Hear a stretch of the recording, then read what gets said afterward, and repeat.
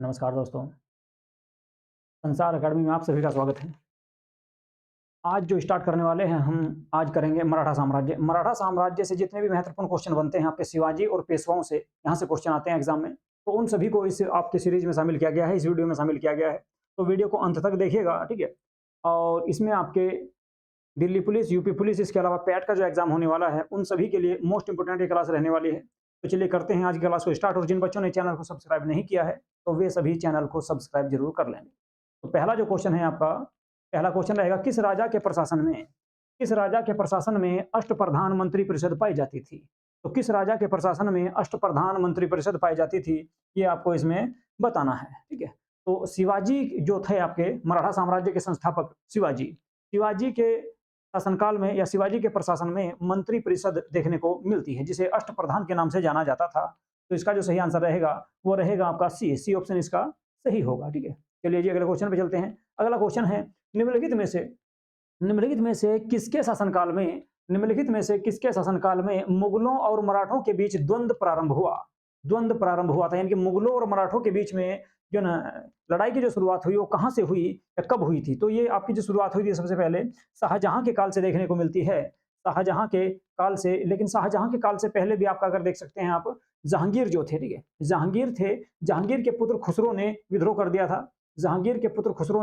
दिया था। जिस कारण गुरु अर्जुन देव ने उनको अपना आशीर्वाद दिया था। तो बी इसमें कह सकते हैं आपका जहांगीर के काल से ही मुगलों और मराठों के बीच द्वंद्व देखने को या दुश्मनी देखने को मिलती है। तो ऑप्शन इसका आपका बी सही होगा, जहांगीर इसमें आपका सही आएगा, ठीक है। चलिए जी अगले क्वेश्चन पे चलते हैं। अगला क्वेश्चन है, मराठों के राजस्व के दावे को किस नाम से जाना जाता था? सुरक्षा के लिए मराठों के राजस्व के दावों को किस नाम से जाना जाता था? तो जो ना मराठे अपने जो पड़ोसी राज्य थे उनसे चौथ कर वसूल किया करते थे, और उन्हें यह आश्वासन दिया करते थे कि वे उनकी जो है सुरक्षा करेंगे, ठीक है, बाहरी आक्रमण से उनकी सुरक्षा करेंगे। तो बी ऑप्शन इसमें सही रहेगा। चौथ कर जो है वो आपका पड़ोसी राज्यों से लिया जाता था, जबकि सरदेश मुखी जो था वो 1/10 भाग, कुल उपज का 1/10 भाग लिया जाता था और अपने ही राज्य के लोगों से लिया जाता था। जबकि चौथ कर जो था पड़ोसी राज्यों से वसूल किया जाता था, जो कुल उपज का 1/4 भाग होता था। चलिए जी अगले क्वेश्चन पे चलते हैं। अगला जो क्वेश्चन है, शिवाजी के समय में परराष्ट्र मामलों के प्रभारी मंत्री की संख्या क्या थी या क्या संख्या थी? शिवाजी के समय में परराष्ट्र मामलों के प्रभारी मंत्री की संख्या क्या थी? तो ये आपको इसमें बताना है। तो इसमें आपका जो है परराष्ट्र का मतलब है कि विदेश मंत्री, ठीक है। तो विदेश मंत्री का जो पद था वो था आपका सुमंत का जो पद था वो विदेश मंत्री का पद था। सुमंत का पद विदेश मंत्री का पद था, ठीक है। तो डी ऑप्शन इसका सही रहेगा। अगला जो क्वेश्चन आएगा आपका, अगला क्वेश्चन है, निम्नलिखित मराठा अधिकारियों में से कौन राजस्व विभाग की देखभाल करता था? निम्नलिखित मराठा अधिकारियों में से कौन राजस्व विभाग की देखभाल करता था? तो राजस्व विभाग की जो देखभाल करता था वो अमात्य करता था, उसे अमात्य कहा जाता था। अमात्य को ही वित्त मंत्री के नाम से भी जाना जाता है। अमात्य को यानी कि वित्त मंत्री को अमात्य इस काल में कहा जाता था। तो बी ऑप्शन इसका सही रहेगा। अगला जो क्वेश्चन है, मराठों के अंतर्गत निम्नलिखित में से भू राजस्व वसूलने का उत्तरदायित्व किसका था? मराठों के अंतर्गत निम्नलिखित में से भू राजस्व वसूलने का अधिकार या उत्तरदायित्व किसका था? तो मराठों के समय जो भू राजस्व वसूल करता था उस अधिकारी को कहा जाता था पटेल।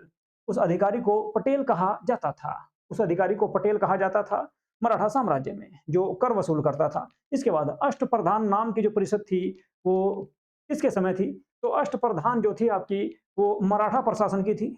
अष्टप्रधान नाम की जो मंत्री परिषद थी वो किसकी थी? तो मराठा प्रशासन की थी अष्टप्रधान आपकी। चलिए जी अगले क्वेश्चन पे चलेंगे। अगला जो क्वेश्चन है इसके बारे में देख लेते हैं थोड़ा। शिवाजी ने शिवाजी ने अपने राज्याभिषेक के अवसर पर अपनी मंत्रिपरिषद जिसे अष्टप्रधान के नाम से जाना जाता था, कि नियमों और कर्तव्यों के साथ अपनी प्रशासनिक योजना घोषित की, और मंत्रिपरिषद के 8 मंत्री इसमें निम्नलिखित थे। तो सबसे पहला जो पद था वो था आपका पेशवा।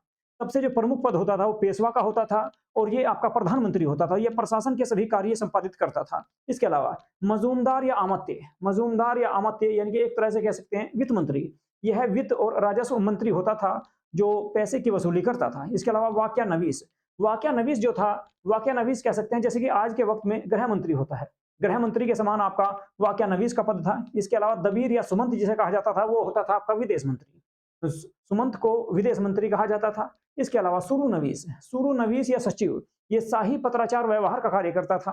शाही पत्राचार यानी कि एक तरह से जो है डाक ले जाने लाने का कार्य करता था। इसके अलावा पंडित राव जो था ये धार्मिक मंत्री होता था, धर्म के संबंध में अपनी जो है सलाह दिया करता था। इसके अलावा सर ए नौबत को सेना नायक कहा जाता था या सेनापति कह सकते हैं इसको, ठीक है, सर ए नौबत को। इसके अलावा न्यायाधीश जो था ये जज का कार्य करता था, न्यायाधीश के रूप में कार्य करता था।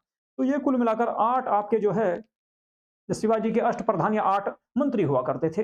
चलिए जी अगले क्वेश्चन पे चलते हैं। अष्टप्रधान समिति का विघटन किसने किया? तो अष्टप्रधान जो समिति थी उसका जो विघटन किया गया था वो किया गया था संभाजी के द्वारा। संभाजी जो है आपके, ठीक है, शिवाजी के पुत्र थे साहू के लड़के थे आपके संभाजी, ठीक है। तो सॉरी, ये आपके जो संभाजी थे ये शिवाजी के पुत्र थे संभाजी, ठीक है, और इन्हीं के पुत्र थे साहू, जो बाद में मराठों के सरदार बने या सरकार जो है प्रमुख बने थे। कौन? साहू बाद में, ठीक है। कब? 1707 ईस्वी में। अब बात करते हैं अगले क्वेश्चन की। निम्नांकित मराठा देवियों में जिसमें 1700 ईस्वी से आगे मुगल साम्राज्य के विरुद्ध संघर्ष का नेतृत्व किया वह कौन थी? यानी कि कुल मिलाकर 1700 ईस्वी में मराठा साम्राज्य का नेतृत्व किस महिला ने संभाला था? तो वे थी आपकी ताराबाई, ठीक है। ताराबाई जो थी आपकी राजाराम की पत्नी थी, जो शिवाजी के पुत्र थे छोटे जिनका नाम था राजाराम की पत्नी थी ताराबाई, और इनके पुत्र का नाम था शिवाजी सेकंड। इन्हीं के पुत्र का नाम शिवाजी सेकंड था। अगले क्वेश्चन में चलते हैं। शिवाजी के निम्नलिखित उत्तराधिकारियों में से किसे औरंगजेब ने ईमानदार की उपाधि दी थी? तो शिवाजी के निम्नलिखित उत्तराधिकारियों में से किसको औरंगजेब ने ईमानदार की उपाधि दी? तो ये दी गई थी ताराबाई को। ताराबाई को ईमानदार की उपाधि जो है शिवाजी के द्वारा दी गई थी। शिवाजी के द्वारा ताराबाई को ईमानदार की उपाधि दी गई थी। और पहली बार शिवाजी को राजा जो माना था वो भी औरंगजेब के द्वारा माना गया था। अगला क्वेश्चन पे चलते हैं। अगला जो क्वेश्चन है, शिवाजी ने किस दर से भू राजस्व वसूल किया? तो शिवाजी ने किस दर से भू राजस्व वसूल किया था? तो शिवाजी ने किया था आपका 2/5, ठीक है, 2/5 कह सकते हैं, 2/5 या कुल उपज का जो है 1/4 भाग ये इन्होंने वसूल किया था शिवाजी के द्वारा। अब देखिएगा, ठीक है, मराठा साम्राज्य के संस्थापक शिवाजी ने 2/5 या 40% लगान से भू राजस्व वसूल किया। शिवाजी के निर्देशानुसार सन 1679 ईस्वी में अन्नाजी दत्तो ने एक विस्तृत भू सर्वेक्षण करवाया, जिसके परिणाम स्वरूप एक नया राजस्व निर्धारित हुआ। कुल उपज का 33% राजस्व के रूप में लिया जाता था, जिसे बाद में बढ़ाकर 40% कर दिया, यानी कि 2/5 कर दिया गया। राजस्व नगद या वस्तु के रूप में चुकाया जा सकता था, या तो नगद भी दे सकते थे या उसके बदले में कुछ वस्तु भी दे सकते थे, ठीक है। चलिए जी अगले क्वेश्चन में चलते हैं। शिवाजी की घुड़सवार सेना में सबसे नीचे की श्रेणी का अधिकारी कौन था? तो शिवाजी की जो घुड़सवार सेना थी उसमें सबसे नीचे का जो अधिकारी था उसे क्या कहा जाता था, ये आपको इसमें बताना है। तो उसको कहा जाता था हवलदार कहा जाता था। घुड़सवार जो होता था शिवाजी की सेना में, और सबसे नीचे का जो सबसे निम्न अधिकारी होता था उसको हवलदार के नाम से जाना जाता था, ठीक है जी। चलिए अगले क्वेश्चन पे चलते हैं। अगला क्वेश्चन है, मराठा सेना में बरगीर क्या था, ये आपको इसमें बताना। तो बरगीर जो था एक तरह का घुड़सवार होता था, घोड़े चलाने वाला, यानी कि घुड़सवार होता था, तो उसको बगसीर कहा जाता था मराठा सेना में। अगले क्वेश्चन पे चलते हैं। पानीपत का तीसरा युद्ध मोस्ट इंपोर्टेंट है, बहुत बार क्वेश्चन आता है यहाँ से। पानीपत का जो युद्ध हुआ वो किस किस के बीच हुआ, ये इसमें पूछा गया है। पानीपत का तीसरा युद्ध 1761 ईस्वी में किन पक्षों के बीच हुआ था? पानीपत का तीसरा युद्ध, पानीपत के देखिए 3 युद्ध हुए हैं। पानीपत का जो पहला युद्ध हुआ वो 1526 ईस्वी में बाबर और इब्राहिम लोदी के बीच हुआ। पानीपत का दूसरा युद्ध आपका 1556 ईस्वी में अकबर और हेमचंद्र के बीच हुआ, ठीक है, अकबर और हेमचंद्र के बीच हुआ था। इसके अलावा पानीपत का जो तीसरा युद्ध हुआ वो 1761 ईस्वी में हुआ था। अफगानिस्तान का शासक था अहमद शाह अब्दाली और मराठों के बीच ये युद्ध हुआ था। तो ऑप्शन इसमें आपका सी रहेगा, सी ऑप्शन इसमें सही होगा, ठीक है, सी ऑप्शन इसमें आपका सही रहेगा। चलिए अगले क्वेश्चन पे चलते हैं। अगला जो क्वेश्चन है, क्वेश्चन नंबर 15, मराठा तोपखाने के मुख्य व्यवस्थापक कौन थे? मराठा तोपखाने के मुख्य व्यवस्थापक कौन थे? तो ये पानीपत के युद्ध में पूछा गया है कि पानीपत के युद्ध में मराठा तोपखाने के मुख्य व्यवस्थापक कौन थे? तो मुख्य व्यवस्थापक जो थे आपके, वे थे आपके इब्राहिम खां गारदी। इब्राहिम खां गारदी तोपखाने के प्रमुख संचालक कह लो या व्यवस्थापक इनको कहा जा सकता है। अगला जो क्वेश्चन है, मराठों के विरुद्ध अहमद शाह अब्दाली को समर्थन देने के लिए सुजाउद्दौला केवल इसलिए प्रेरित हुआ क्योंकि, तो क्यों प्रेरित हुआ था इसमें आपको बताना है। ठीक है, धार्मिक विचार से वह उसे ठीक लगा, ये नहीं कह सकते। यही राजनीतिक दृष्टि से समयोचित था, या वह अपने स्वयं के राज्य को सुरक्षित रखना चाहता था और डी दिया गया है उसे लूट से मिले धन में हिस्सा पाने की आशा थी। तो देखिए आपका सुजाउद्दौला जो था, सुजाउद्दौला अवध का नवाब था। सुजाउद्दौला अवध का नवाब था और मराठे उसको भी नियमित रूप से जो है परेशान करते रहे थे और वह मराठों को कर दिया करता था, लेकिन वह फिर भी मराठे उसको जो है हमेशा परेशान किया करते थे। तो मराठों के आक्रमण के डर से ही उसने आपका किसका, ठीक है, अहमद शाह अब्दाली का साथ दिया था। तो वह अपने स्वयं के राज्य को सुरक्षित रखना चाहता था, ये इसमें ऑप्शन सही रहेगा। तो सी ऑप्शन इसमें सही आएगा। 16वें में जो है रहेगा आपका वो सी ऑप्शन सही होगा। अब वह अपने स्वयं के राज्य को सुरक्षित रखना चाहता था। अगला जो क्वेश्चन है, दो मोती विहीन हो गए, 22 सोने की मोहर लुप्त हो गई। 2 मोती विहीन हो गए यानी कि छुप गए। इसके अलावा 22 सोने की मोहरें लुप्त हो गई और चांदी एवं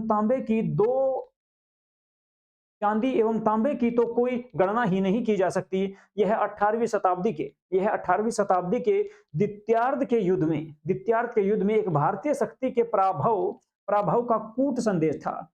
वह भारतीय शक्ति कौन सी थी? तो वह भारतीय शक्ति आप जो है पेशवा थी। ठीक है, वह थी आपकी कौन सी? पेशवा। क्योंकि इस युद्ध में, पानीपत के थर्ड युद्ध में पेशवाओं की बहुत बुरी तरह से हार हुई थी। बहुत बुरी तरह से पेशवाओं की हार हुई और लगभग ये जो है पूरी तरह से इसके बाद बिखर गए और फिर अंग्रेजों ने इन्हें लगभग जो है समाप्त कर दिया था। चलिए जी अगला क्वेश्चन जो है, क्वेश्चन नंबर 18 है आपका, निम्नलिखित में से कौन मराठा पैदल सेना में सबसे निचले दर्जे पर था? निम्नलिखित में से कौन मराठा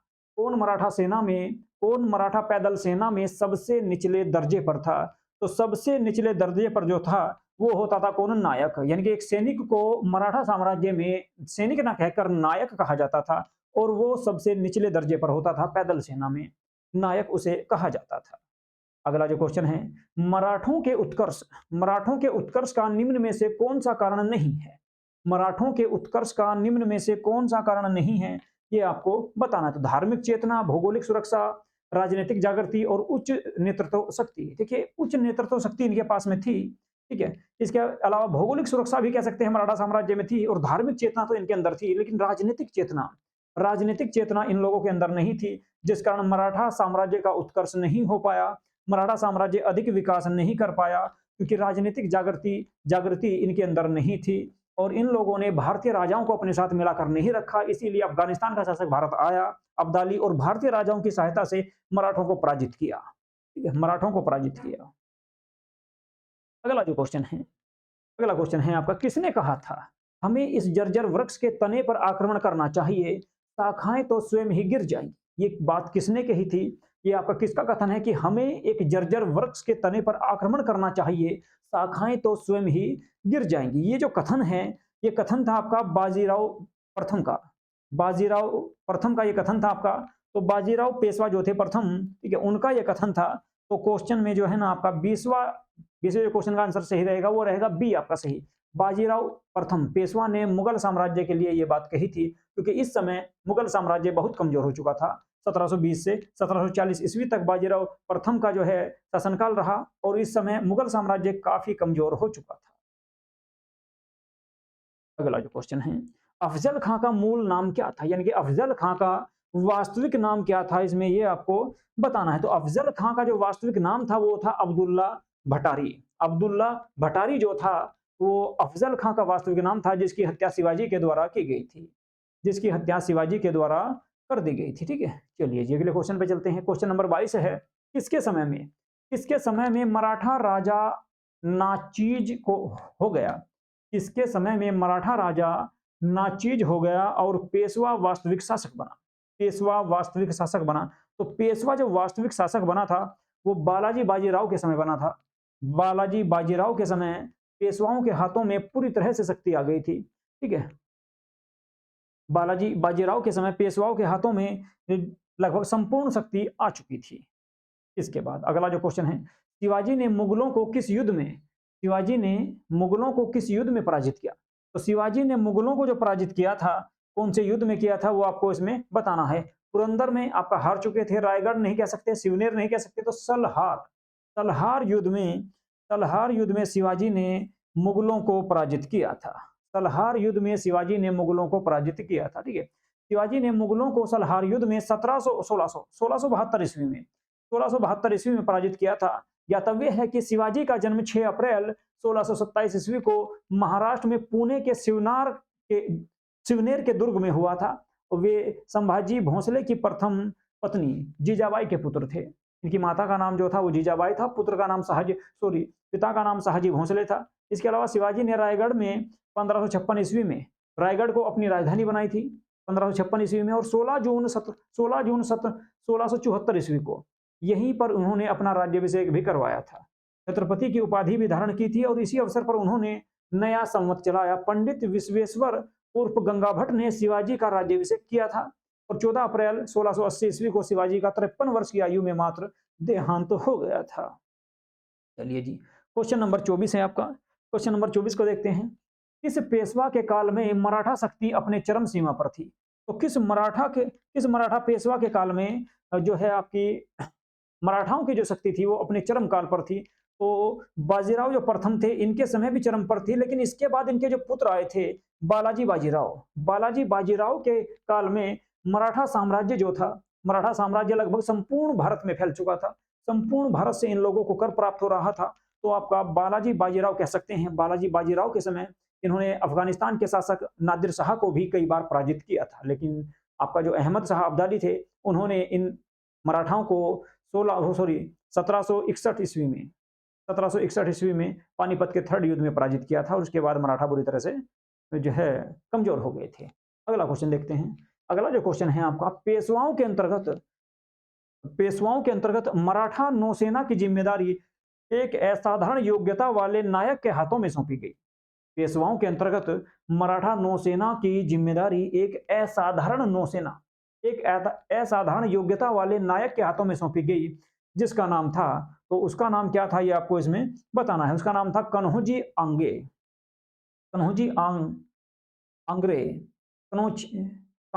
आंग्रे उनका नाम था। तो बी ऑप्शन इसका सही रहेगा, कान्होजी आंग्रे उनका नाम था और इनके हाथों में जो है मराठा सेना की शक्ति सौंपी गई थी।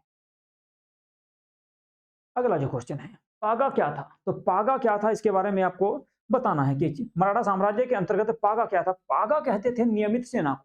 पागा जो कहा जाता था वो नियमित सेना को कहा जाता था। तो इसका जो सही आंसर होगा वो होगा आपका डी। ठीक है, डी ऑप्शन इसका सही रहेगा। नियमित सेना को ही पागा कहा जाता था मराठा साम्राज्य में। इसके अलावा क्वेश्चन नंबर 27 की बात करेंगे। तो क्वेश्चन नंबर 27 जो है, निम्नलिखित में से किस किले में राजाराम मुगलों के घेरे में 8 वर्षों तक रहा? निम्नलिखित में से किस किले में राजाराम थे आपके कौन? शिवाजी के पुत्र राजाराम मुगलों के घेरे में 8 वर्षों तक रहा। तो जिंजी का जो किला था, जिंजी के किले को 8 वर्षों तक घेरे रखा मुगलों ने, और ये आपके जिंजी के दुर्ग में, जिंजी के किले में 8 वर्ष तक रहे, जिनका नाम था राजाराम। अगला जो क्वेश्चन रहेगा, निम्नलिखित में से कौन सा पहला किला था जिसे शिवाजी ने जीता? निम्नलिखित में से कौन सा पहला किला था जिसे शिवाजी के द्वारा जीता गया? तो शिवाजी ने कौन कौन से किले जीते थे? जावली, इसके अलावा प्रतापगढ़ का किला, तोरण का किला और रायगढ़ का किला। तो सबसे पहले जो शिवाजी ने जीता था वो जीता था आपका तोरण का किला। ठीक है, तोरण के किले पे सबसे पहले जीत हासिल की थी शिवाजी ने। तोरण के किले को सबसे पहले जीता गया था शिवाजी के द्वारा। अगला जो क्वेश्चन है, निम्न में से किसको देशमुख पाटिल और नायक नाम से जाना जाता है या नायक नाम से पुकारा गया? निम्नलिखित में से किसको देशमुख और पाटिल और देशमुख, पाटिल और नायक नाम से पुकारा गया। तो किसको पुकारा गया? देशमुख या पाटिल के नाम से। तो जमींदार को कहा जाता था, ठीक है। मुगल साम्राज्य में देशमुख, पाटिल और नायक जो कहा जाता था, स्वतंत्र सरदारों को कहा जाता था। स्वतंत्र सरदारों को पाटिल, नायक या देशमुख के नाम से जाना जाता था मराठा साम्राज्य के अंतर्गत, ठीक है। चलिए जी, अगला जो क्वेश्चन है आपका, शिवाजी के समय, शिवाजी के समय सर ए नौबत का पद किससे संबंधित था? तो सर ए नौबत का जो पद था वो आपका सैन्य प्रशासन, ठीक है। सैन्य प्रशासन यानी कि सैनिक से कह सकते हैं, सेनापति से कह सकते हैं, ठीक है। सर ए नौबत का पद जो था एक तरह से सेनापति का, ठीक है, या सेना का प्रमुख या सेनापति होता था, ठीक है, जिसे सर ए नौबत के नाम से जाना जाता था। और आज का जो लास्ट क्वेश्चन है आपका मराठा साम्राज्य से, शिवाजी वो छत्रपति शिवाजी किस मराठा